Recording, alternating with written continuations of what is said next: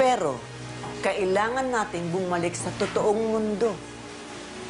At kailangan alam natin ang kaibahan ng panaginip sa totoo. Naiintindihan mo ba ako, Bea? Pero Sir Agida, paano po kung totoo yung mga sinasabi niya? Bakit? May ebidensya ka ba na totoo ang mga sinasabi ng prinsesa na yan? Sir Agida, mas mabuti pa yata na sa kondisyon ngayon ni Bea, ilayo natin siya sa mga kaibigan niya na tumutulong pa sa kanyang pantasya. Anong ibig mong sabihin, Horinda? Paglayuin si Randy at si Bea. Opo, ayoko! Bea, palagay ko may katwiran si Horinda. Masyado kang nagiging malapit kay Randy. Kaya kinukonsinti ninyo ang mga pantasya nyo ng bawat isa sa inyo. Ang mabuti pa kaya, maghanap muna kayo ng ibang mga kaibigan.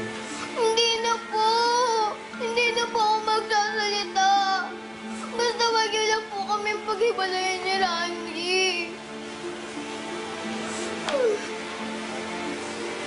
Bea, kung may problema ka, nandito lang ako para kausapin mo. Sige, balik na kayo sa quarters niyo. Halika na. Salamat. But why? Bakit kailangan pa natin hanapin yun? Hindi ba kwento niyo matagal na siyang dead? I know, but no, you don't understand. We don't really have to find her, as in Gabrielle, no. But we have to find somebody who will look like your sister.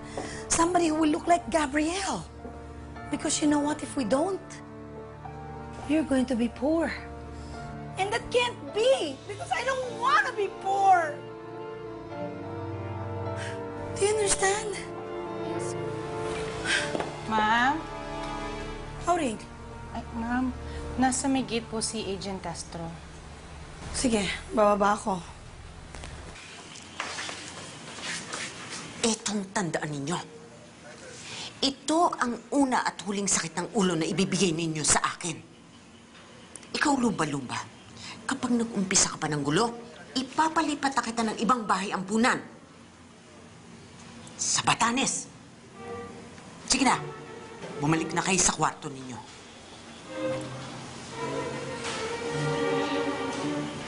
Talagang mainit ang dugo sa akin ni Miss Horinda. Siguro lagi kasi akong binibigyan ni Sir Agida ng mga pagkain. Siguro nga, nainggit lang siya. Randy, malayo ba ang Batanes? Hindi ko alam eh. Pero sa tunog pa lang, parang ang layo.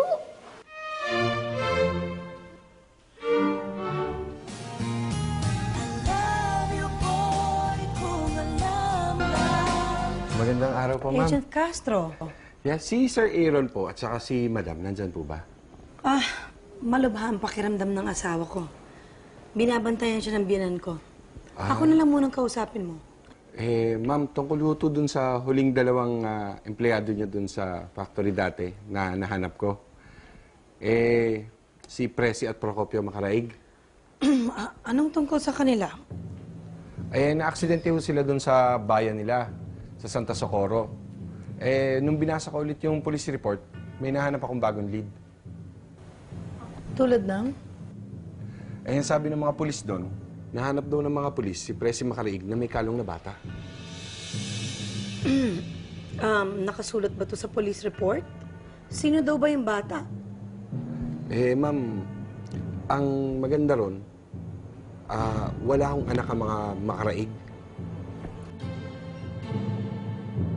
Pero hindi sapat na ebidensya yun. Maaring nagampon sila ng bata or maaring pamangkin nila o relative nila yung bata. Pero kailangan pa rin pong tignan to, ma'am. Kailangan man natin imbestigahan. Buhay ba ang bata? Sinabi ba sa police report kung nasaan ang bata? Hindi ho sinabi na patay ang bata sa police report. Kasi yung police report na yun sa aksidente lang mismo. Pero kung sa Santa Socorro lang, ma'am, madali na natin hanapin yung bata doon. Maraming salamat, Agent Castro. Pwede mo nang itigil ang investigasyon mo. Pero ma'am, 7 taon ho natin hinintay ito eh. Sayang naman yung lead. At 7 taon na rin nagdudusa ang asawa ko at nangungulila. Ayoko nang dagdagan pang problema niya. I don't wanna give him false hopes. Maraming salamat sa pagpupursige mo, Agent Castro. Pero, kailangan na nating itigil ang kahibangang ito. Agent Castro, meron ka pa bang ibang pinagsabihan ng mga sinabi mo sa akin ngayon? Eh, wala ho ma'am. Kayo po lang. Good. Okay. Thank you. Sige po. Dahan-dahan, dahan-dahan. Oh. Dito tayo maghihintay, ha? O, dito lang, dito lang. O, urong kayo dyan. Hanggang ngayon ba naman kumakain ka pa rin? Ay, Ano mo talaga? tandaan ninyo, kids, ha? Hawak kamay sa mga body ninyo. Walang maghihiwalay hanggat nasa labas tayo ng bahay ampunan. Maliwanag ba?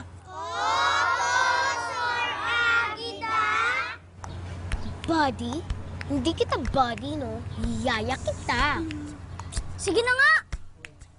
Naku, itong alaga ko!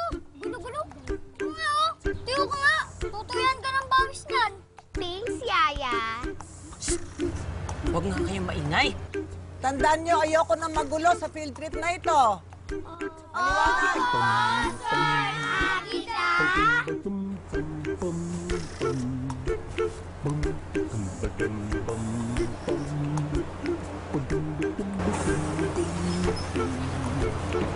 Ay, good morning, Mr. Patawaran. Morning din po. Ay, kids, pinakikilala ko sa inyo si Mr. Patawaran. Siya ang head ng Orphan Care Foundation. At sila rin ang nag-ayos ng field trip na ito. Say good morning, children. Good morning, Mr. Patawaran! Magandang umaga rin sa inyo mga bata. Ngayong araw na ito, tayo'y mag-field trip. At ang unang pupuntahan natin ay palengke. Doon matututo tayo kung paano mamili at kung paano magbilang ng tamang sukli. Kaya bibigyan ko ang bawat isa sa inyo ng 50 pesos. Para ipamili. Excited na ba kayo? O ano pang hinihintay natin? Sumakay na tayo sa bus. Tayo na. Oo. Huwag kayong makulit, ha?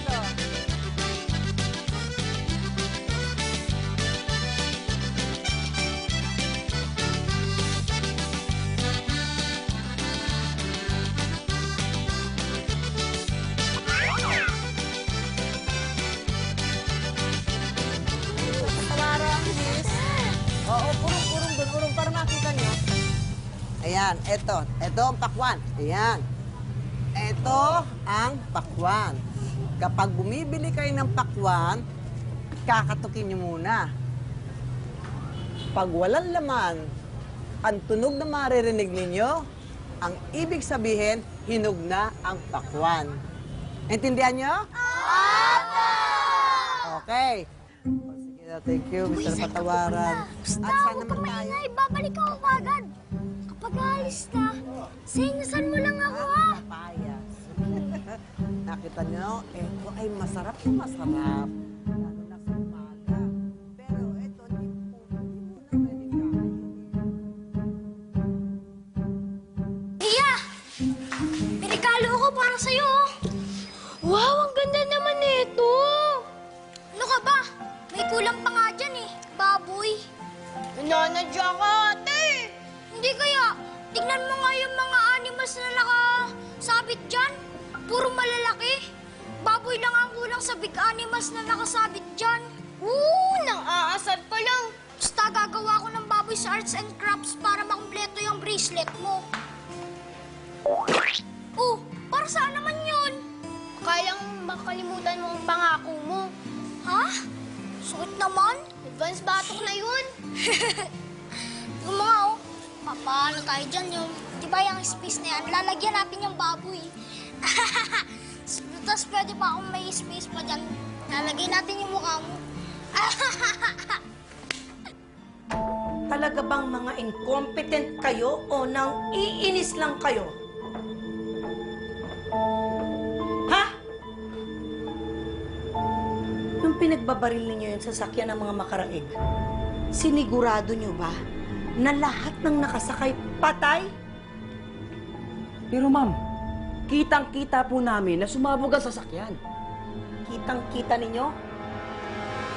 Hindi niyo ba naisip na baka naman kahit na sumabog ang sasakyan, may posibilidad na merong babaeng natilapon?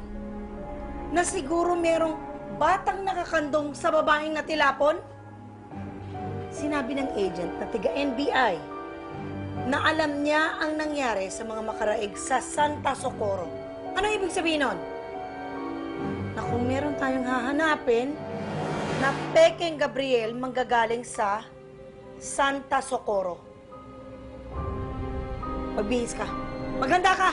Pupunta tayo doon.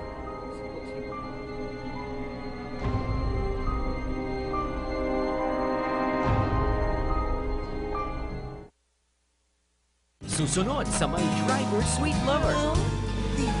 Manila with me.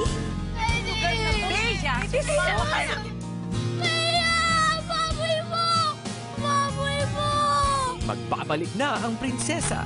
Gabriela? Paano na ang pangako sa kanya ni Randy?